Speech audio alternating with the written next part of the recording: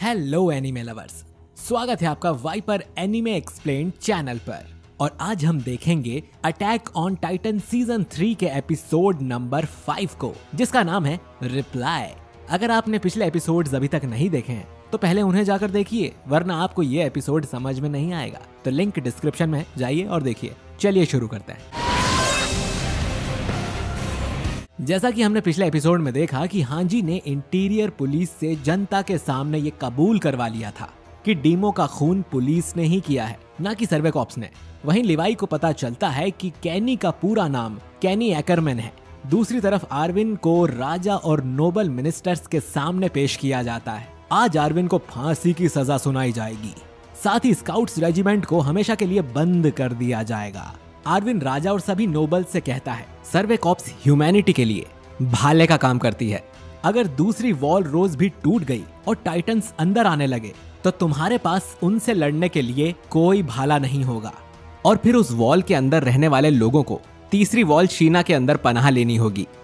लोग ज्यादा हो जाने से जल्द ही फूड की स्टोरेज हो जाएगी और लोगों को रिसोर्सेज के लिए मजबूरी में फाइट करना होगा। और इस तरह वॉल शीना और वॉल रोज के लोगों के बीच सिविल वॉर छिड़ जाएगी और गवर्नमेंट पब्लिक से अपना पूरा कंट्रोल खो बैठेगी। वॉल रोज में अभी वैसे भी फूड की कमी है, तो आज नहीं तो कल वो खुद गेट ओपन कर वॉल शीना में घुस आएंगे।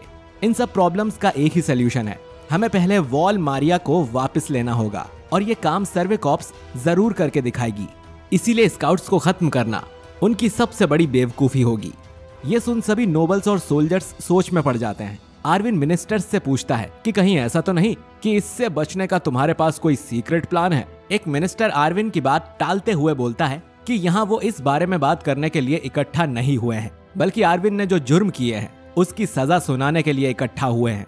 आर्विन से कई बार बोला गया कि वो एरन येगर को गवर्नमेंट के हवाले कर दे, लेकिन आर्विन ने उनकी नहीं सुनी। उन्हें लगता है कि एरन को खुला छोड़ना खतरे से खाली नहीं है। वो ये भी कहते हैं कि आर्विन खुद ह्यूमैनिटी के लिए खतरा है और उसने डीमो रीव्स का मर्डर भी करवाया है। इसके बाद नोबल्स कमांडर पिक्सिस से उसका ओपिनियन मांगते हैं, क्योंकि गैरिसन रेजिमेंट भी स्काउट्स की तरह फ्रंट लाइन पर अपनी जान जोखिम में डालते हैं और टाइटन से लड़ते हैं। कमांडर पिक्सिस कहता है कि गैरिसन रेजिमेंट स्काउट के साथ नहीं मिली हुई है। एक इंसान किसी दूसरे इंसान को मारे, इससे बुरी बात तो कोई हो ही नहीं सकती। और अगर स्काउट्स ने सच में ये क्राइम किया है तो उन्हें अभी खत्म कर देना ही सही होगा। इसके बाद सभी नोबल्स आपस में डिस्कस करते हैं और एक नोबल अनाउंस करता है कि डीमो रीव्स के मर्डर और ह्यूमैनिटी को खतरे में डालने के लिए आर्विन को मौत की सजा सुनाई जाती है और इसे तुरंत ही फांसी दे दी जाए। सोल्जर्स आर्विन को उठाकर वहां से ले जाने लगते हैं। नाइल काफी कंफ्यूज था कि पिक्सिस को फैसले से कोई इनकार कैसे नहीं है और आर्विन अपनी सजा सुनकर भी मुस्कुरा क्यों रहा है। अचानक ही एक सोल्जर अंका इस रूम में भागते हुए आती है और सभी को बताती है कि दूसरी वॉल रोज भी टूट चुकी है। कुछ देर पहले ही कोलोसल टाइटन और आर्मर टाइटन ने वॉल रोज पर हमला कर उसके गेट्स तोड़ दिए। सभी टाइटन्स वॉल रोज के अंदर घुसने लगे हैं, जिससे बचने के लिए सभी लोग वॉल शीना के अंदर पनाह लेने आ रहे हैं।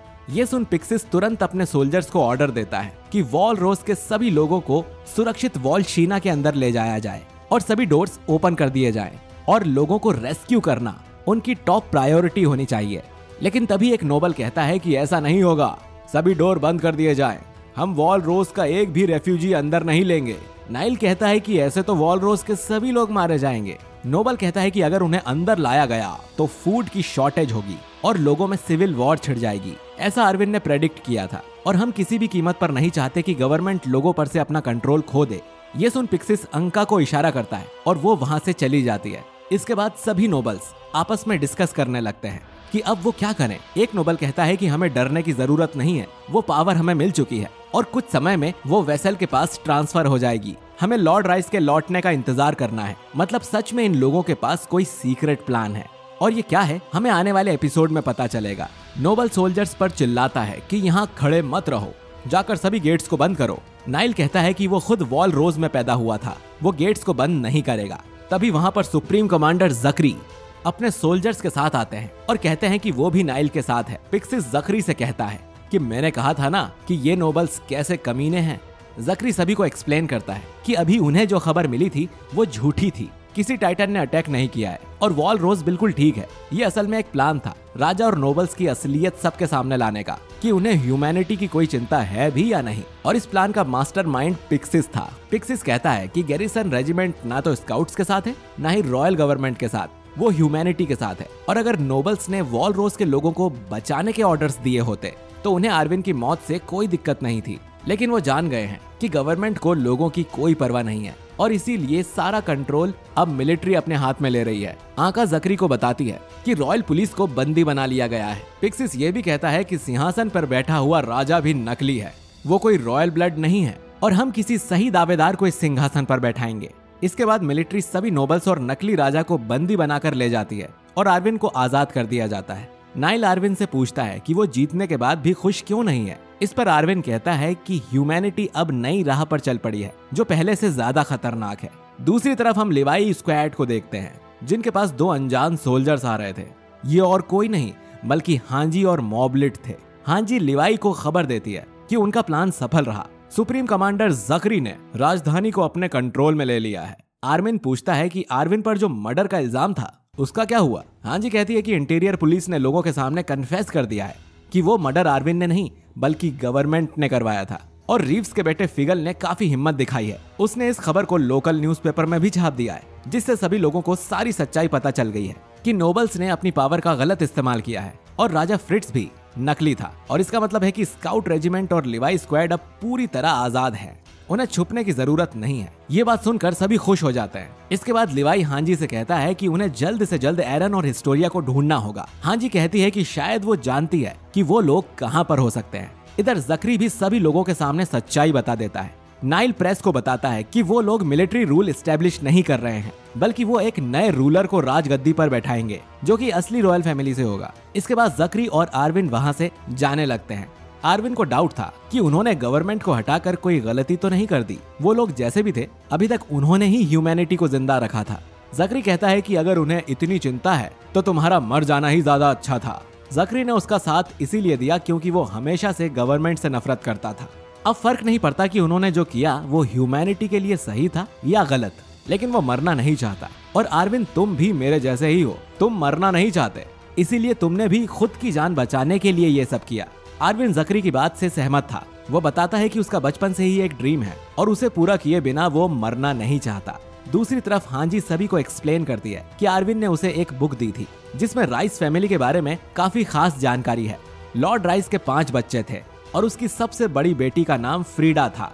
5 साल पहले राइस फैमिली के साथ एक घटना घटित हुई थी। जिस दिन कोलोसल और आर्मर टाइटन ने शिगानशिना की वॉल को तोड़ा था उसी रात को कुछ लुटेरों ने एरिया के एक लौते चैपल में आग लगा दी थी। किसी कारण से उसी रात को पूरी राइस फैमिली उस चैपल में प्रे कर रही थी तो लॉर्ड राइस को छोड़कर उसकी पूरी फैमिली उस दिन मर गई। और उसके कुछ दिन बाद ही लॉर्ड राइस हिस्टोरिया को लेने चला गया था। लिवाई कहता है कि इसका कारण उनका रॉयल ब्लड हो सकता है। रॉयल ब्लड में जरूर कुछ स्पेशल है। हांजी कहती है कि उसे इसकी कोई जानकारी नहीं है, लेकिन अजीब बात तो ये थी कि चैपल जो कि स्टोन से बना हुआ था वो उस रात पूरी तरह से टूट गया था। ये काम किसी आम लुटेरे के बस का नहीं हो सकता। लॉर्ड राइस ने लुटेरों को देखा भी था लेकिन उसने किसी की रिपोर्ट नहीं की और अपने खुद के पैसों से उस चैपल को फिर से बनवाया। लेकिन क्यों? वो चैपल लॉर्ड राइस के लिए इतना इम्पोर्टेंट क्यों है? हमें वहां जाकर ही चेक करना चाहिए। एरन और हिस्टोरिया जरूर वहीं पर होंगे। इसके बाद हम एरन को एक बड़ी स्टोन केव में देखते हैं और उसे एक ब्लैक हेयर वाली लड़की का विजन आता है जो कि आईने में अपने बाल ब्रश कर रही थी। एरन की आंख खुलती है और वो खुद को बड़ी सी क्रिस्टल केव में पाता है। एरन के सभी हाथ पैर को मोटी जंजीरों से बांधा हुआ था। उसके मुंह पर भी गैग लगाया था जिससे वो खुद की जीभ काट कर टाइटन में ना बदल जाए। दूसरी तरफ लिवाई और हांजी अपनी स्क्वाड के साथ तेजी से चैपल की तरफ बढ़ रहे थे। हांजी कहती है कि आज रात तक हम उस जगह पहुंच जाएंगे और हमें जल्दी करना होगा, नहीं तो एरन को खा लिया जाएगा। आर्मिन सोच रहा था कि अगर कोई टाइटन किसी टाइटन शिफ्टर को खा ले तब उसे वो टाइटन पावर मिलती है और वो वापस इंसान बन जाता है। अगर ये बात सच्ची है तो फिर एरन कब और कैसे टाइटन बना था और उसने किसको खाया था जिससे उसे ये टाइटन पावर मिली? क्रिस्टल केव में एरन के सामने हिस्टोरिया आती है और उसने रॉयल अटायर पहना हुआ था और ये एपिसोड यहीं पर खत्म हो जाता है। अब करते हैं इस एपिसोड के इन्फो कार्ड की बात। इसमें हमें बताया जाता है कि ये क्रिस्टल केव एक पवित्र जगह है रॉयल फैमिली के लिए। इसी जगह ये लोग अपनी टाइटन पावर को एक पीढ़ी से दूसरी पीढ़ी में ट्रांसफर करते हैं। यहाँ की जो क्रिस्टल की दीवारें हैं ये भी किसी टाइटन पावर की वजह से ही बनी है। तो दोस्तों आपको ये एपिसोड कैसा लगा कमेंट करके जरूर बताइए। और आरविन ने अपनी जान बचाने के लिए जो मास्टर प्लान बनाया था उसके लिए कमेंट में शिंजो साज़ागायो जरूर लिख देना। अगला एपिसोड काफी इंपॉर्टेंट होने वाला है। उसमें हमें पता चलेगा कि रोड राइज ने एरन को क्यों किडनैप किया है, एरन को अपनी टाइटन वाली पावर कब और कैसे मिली थी, साथ ही एरन के फादर का एक घिनौना राज भी खुलने वाला है। तो ये सब जानने के लिए अगले एपिसोड को बिल्कुल भी मिस मत करना। बाकी वीडियो पसंद आया है तो इसे लाइक कमेंट शेयर जरूर करना और चैनल को सब्सक्राइब नहीं किया है तो जल्दी से सब्सक्राइब करके बेल आइकन दबाना। मैं मिलता हूँ आपसे बहुत जल्द एपिसोड नंबर 6 के साथ। शुक्रिया।